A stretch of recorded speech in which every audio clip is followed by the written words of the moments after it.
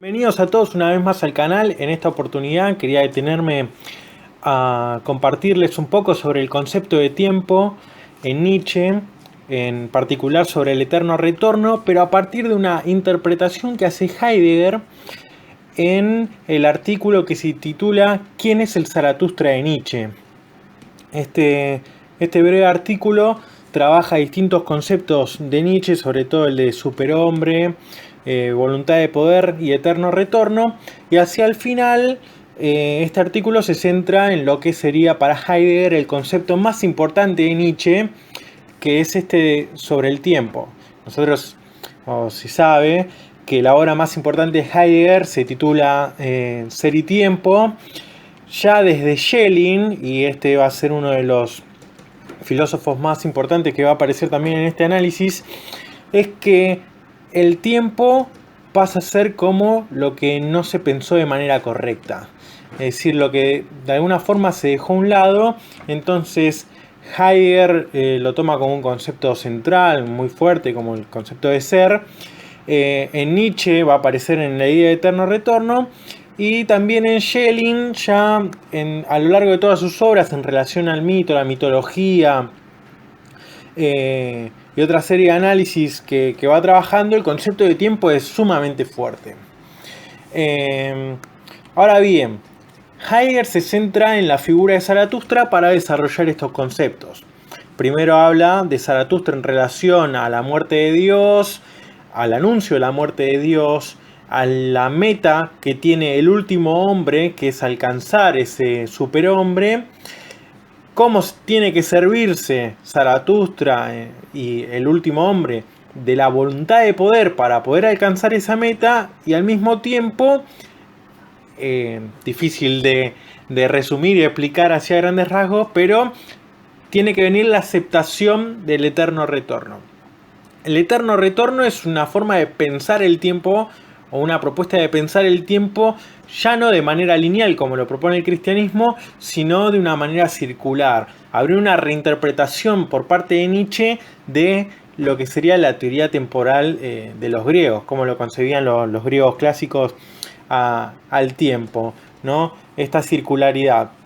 Ahora bien, el personaje central, Zaratustra, se presenta como un caminante a lo largo de toda la obra de Nietzsche, donde para Heidegger lo que va a hacer es ocultar y desocultar el pensamiento de Nietzsche en la medida en que, justamente, si aquello que le sucede a Zaratustra, en tanto hombre, en tanto caminante, a medida que va teniendo distintas experiencias, puede asumirse en su voluntad de poder y lograr aceptar el eterno retorno, que para Nietzsche es el pensamiento abismal, es lo más problemático de todo, es ese concepto de tiempo.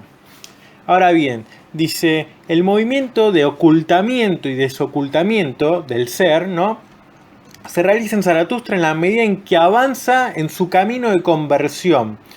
Seguimos con esta idea de Zaratustra como caminante, que, bueno, como se sabe, hay una de las obras de Nietzsche que es El caminante y su sombra. Justamente, ¿qué es esa sombra y qué es ser caminante? Resulta tan fuerte la figura del caminante que se podría adoptar el significado religioso de la palabra conversión, en la medida en que en su camino, se convierte en el rito ceremonia de iniciación a la doctrina del eterno retorno. Es decir, el caminar es una forma ritual o ceremoniosa que lo va iniciando a Zaratustra en su camino a la teoría del eterno retorno. En este caso, el reconocimiento y la aceptación de Zaratustra como iniciado no puede venir de los hombres, sino que esa aceptación, esa doctrina, esa enseñanza viene de la naturaleza y de los animales. Se recordará que en el texto aparece el águila, ¿no?, la serpiente, el león, bastante cantidad de animales, cada uno lleno de significados, cada uno representa distintas cosas, y justamente en el libro lo que aparece es que son esos animales, la naturaleza, lo que le incita a reconocer ese mensaje, a aceptarlo, y se lo va enseñando. Ciertamente son los animales los que están presentes en el inicio y en el final, como el alfa y el omega del camino. Y en ciertas ocasiones difíciles para el caminante, para Zaratustra, los animales también aparecen para dar un impulso de ánimo con el fin de vivificar al espíritu de Zaratustra. El rito de conversión se da en Zaratustra por medio de la circularidad y la repetición propias del canto y la danza. En Zaratustra, a lo largo de toda la obra, aparecen distintas canciones, distintos movimientos de baile, y todo eso es un símbolo del círculo, del anillo, que tiene que ver con ese eterno retorno. Necesariamente, el ritual de iniciación, como todo culto mistérico, requiere de la preparación del espacio y el tiempo para que el iniciante, es decir, este que se está iniciando, alcance un estado extático o, dicho en palabras de Nietzsche, el estado de embriaguez dionisiaca, en el cual los estímulos de la naturaleza se perciben de manera distinta. ¿Qué quiere decir esto? Aparece justamente la idea de embriaguez dionisiaca, que es del nacimiento de la tragedia. Ya desde la primera obra de Nietzsche aparece esta idea de ritual de iniciación. Incluso en uno de los textos de Colli o Montinari, que estudian sobre las introducciones a las obras de Nietzsche, menciona que el nacimiento de la tragedia es una suerte de ritual de iniciación, no solamente por el contenido, sino también por la forma en la que está escrito ese libro. A mí me quedó mucho cuando di con ese texto, no recuerdo exactamente ahora cuál es, pero está ahí en Colli Montinari. Pensar al Zaratustra, a la obra, en clave mistérica, no debe resultar sorprendente para el lector si se tiene en cuenta el conocimiento por parte de Nietzsche de los trabajos filológicos que conocía y de su formación clásica. Por supuesto, en filosofía y específicamente en Schelling, esto es lo que hablamos al principio, la cuestión de los cultos y las iniciaciones mistéricas, sobre todo las de Dioniso, se encuentran abordadas a lo largo de toda su obra. Pero, por ejemplo, una de las obras particulares en la que trabaja sobre la idea de Dioniso es Filosofía de la Revelación. Se aborda una problemática que tiene como base fuentes a las que Nietzsche también tuvo acceso. Ahora menciono algunas, por ejemplo, Simbología y Mitología de Friedrich Kreutzer, y por ejemplo sobre el estudio de la poesía griega de Friedrich Schlegel, y otras obras también de Herder, que eran importantes en ese momento, y Nietzsche como filólogo accede, y Schelling, como estaba interesado en todo este tema de la mitología, también conocía. Hay un texto también sobre Nietzsche y Schelling, está en alemán, no hay una traducción sobre eso, pero es bastante importante, interesante al menos en este tema, porque hacen este cruce que no está demasiado trabajado entre Nietzsche y Schelling. Para mí, a mi humilde entender, Schelling hace una interpretación del tiempo que determina de alguna forma el modo de pensar de Nietzsche y que después reinterpreta Heidegger. Ese sería uno de los caminos posibles de la lectura de la doctrina del eterno retorno. A su vez, hay estudios posteriores que empiezan a hacer un poco este análisis, por ejemplo el de Kain Otto, que es Das Apollinische und Dionysische bei Nietzsche und Schelling, y Manfred Frank con Der kommende Gott, es el Dios venidero, y el otro es, creo, Dios en el exilio, una cosa así. Y después hay otro trabajo, por ejemplo, de Walter Otto, que específicamente trabaja sobre la figura de Dioniso. Estos han profundizado sobre estas investigaciones que han cautivado a Schelling y Nietzsche, ¿no? Se trata de un tema por demás actual y con el que se cuenta poco material en idioma español. Esto también, no específicamente sobre Dioniso, sobre ese tema hay demasiado material que habría que ir clasificándolo según las intenciones que tiene para estudiar cada uno, pero en el cruce Nietzsche-Schelling ahí cambia un poquito el tema del contenido. Curioso, debido a que el lugar de encuentro entre ambos autores, Schelling y Nietzsche, tiene su punto de inflexión en el concepto de tiempo, y es precisamente en el rito de iniciación a los misterios en el cual converge toda esta problemática que tanto preocupa a los mencionados autores. Hasta ahora venimos hablando de Nietzsche y Schelling, y el que justamente hace este cruce no...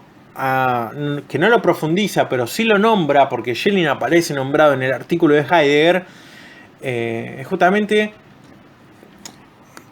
que la lectura hecha por Heidegger también sobre los textos de Schelling, o sea, por ejemplo, sobre la esencia de la libertad humana, donde en toda la obra completa de Heidegger dedica también sus tomos al estudio de la filosofía de Schelling. Posiblemente sea Dioniso la contracara del crucificado, como lo es el espíritu libre del espíritu de la pesadez. Pero Dioniso es anterior a todo tiempo, mientras que el crucificado es la representación simbólica de un tiempo que llega a su fin, para dar el inicio a otro tiempo, el tiempo de la segunda venida.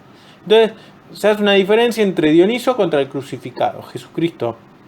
En este último caso, la característica que marca la vivencia del tiempo, en el del crucificado, es el tiempo de la espera.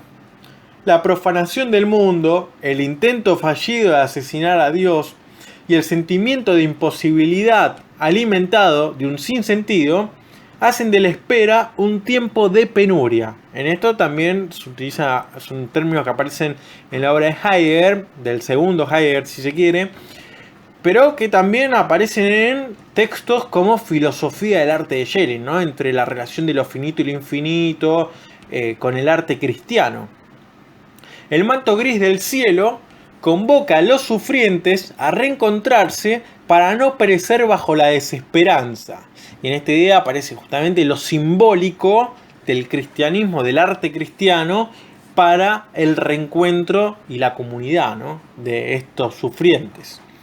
No por creer que la unión hace la fuerza o que el calor del grupo humano resiste mejor al crudo invierno, sino la búsqueda del otro viene por la idea egoísta de pensar: si me hundo yo, que se hundan todos, ¿no? Esta es la crítica a la voluntad de poder no del rebaño, sino justamente de la persona que reúne el rebaño, del pastor. Esto delata que para el cristianismo la fraternidad y los demás valores no son más que mera hipocresía. En otras palabras, jamás importó salvar al otro, por el contrario, lo esencial es liberarse de la culpa haciendo un falso servilismo.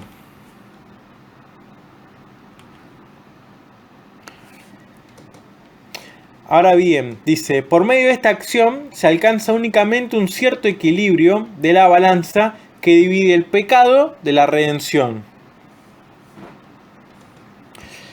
Pero nunca construye algo nuevo que permita una liberación real. Siempre se sigue en esa balanza pecado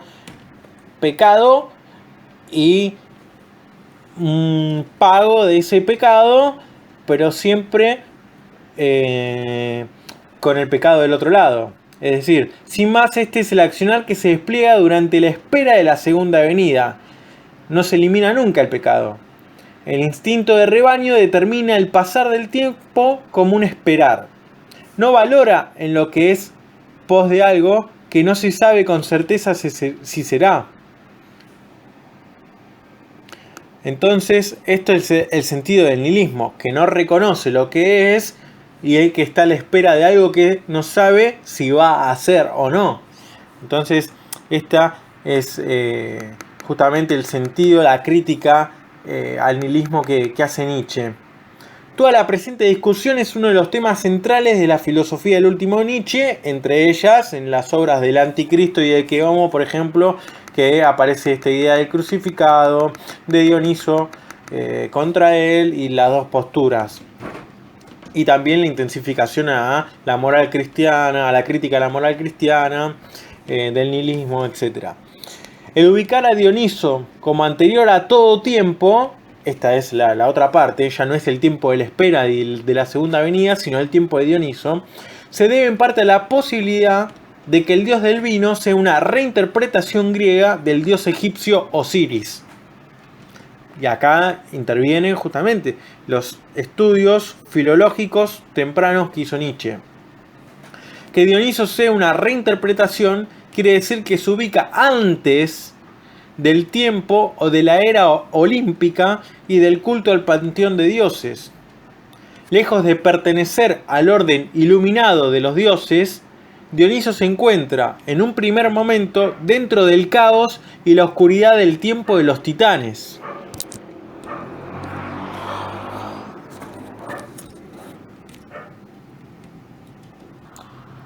En todo caso, la luz de Apolo y el Dioniso recogido por el dios del arte, que sería el segundo Dioniso, corresponden a un segundo momento de ordenamiento espaciotemporal. O sea, tenemos un Dioniso que es preolímpico y un Dioniso olímpico. Con esto se comprenderá la diversidad de cultos y rituales en torno a la figura de Dioniso, que es, según cada religión, o en la parte griega en la que se realizaba ese culto, diferente y también por la calidad de mistérico difícilmente cognoscible en su totalidad, porque si no, no hubiera sido una iniciación a los misterios. La historia de Dioniso suele compararse con la de Jesús. Sin embargo, en cuanto a la expresión de estas figuras en el tiempo, la cuestión se torna más compleja. Dioniso puede representar lo eterno que se da en el tiempo y es, a su vez, el nombre que da sentido a la unidad de los tiempos que se expresan de manera singular. Dioniso como unidad, como lo eterno que se da en el tiempo, pero también cada una de las caras o formas de Dioniso expresan esa singularidad de tiempo o de tiempos. Mientras el culto helénico oficial recoge al dios del vino bajo el nombre de Dioniso, en los cultos mistéricos este dios recibe otros nombres: Dioniso Sagreo, Dioniso Baco y Iaco, los cuales son por sí mismos sin dejar de ser Dioniso. O sea, estas singularidades son por sí solas, pero también dentro de esa unidad que es Dioniso.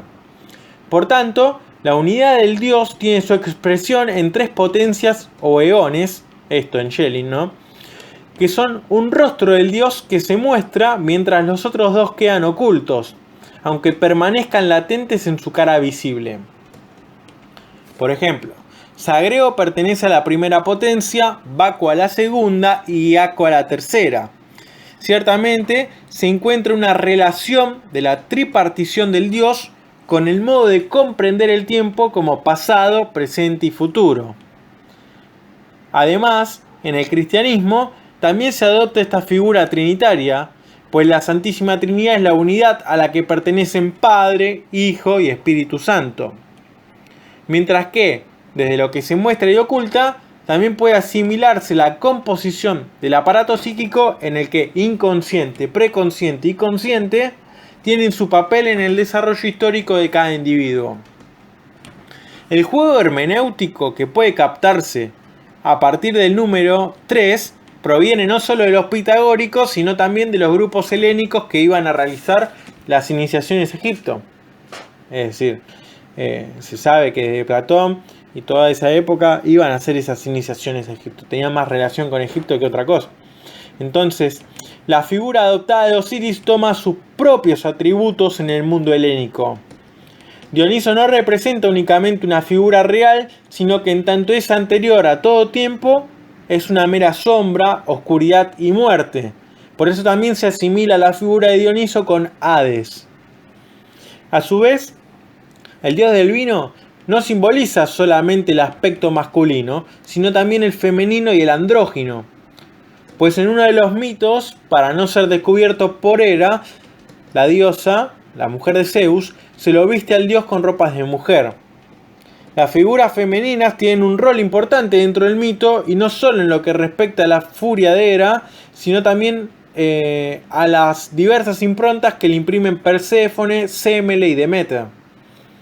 Mientras Sagreo o el padre es la figura que muestra un tiempo de contracción, el primer tiempo algo que se contrae, el segundo momento, el del hijo o Baco, es el momento liberador o de expansión del tiempo, y el tercer momento, el del Espíritu Santo o Iaco, simboliza el regreso a esa unidad perdida que se encontraba ya latente en el inconsciente del hijo, que puede, por ejemplo, simbolizarse con la libertad del león nischano. Y el último tiempo es el tiempo del niño, que es la rueda o círculo que da inicio a un comenzar eterno.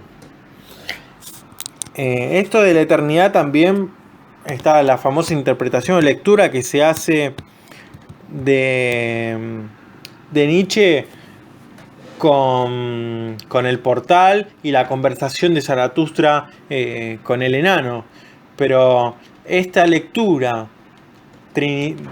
trinitaria, de alguna forma, en la que participa Schelling, Nietzsche, y que de alguna forma empieza a pensar Heidegger, también está bastante interesante de seguir, para seguir pensando.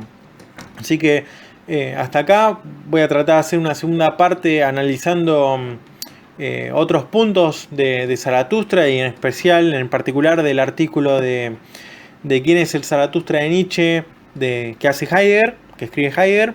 Así que cualquier duda o consulta, no duden en escribir. Los invito también a la página de Facebook de Nietzsche y Nietzscheanos y la página de Filosofía en Marcha. Muchas gracias y hasta el próximo video.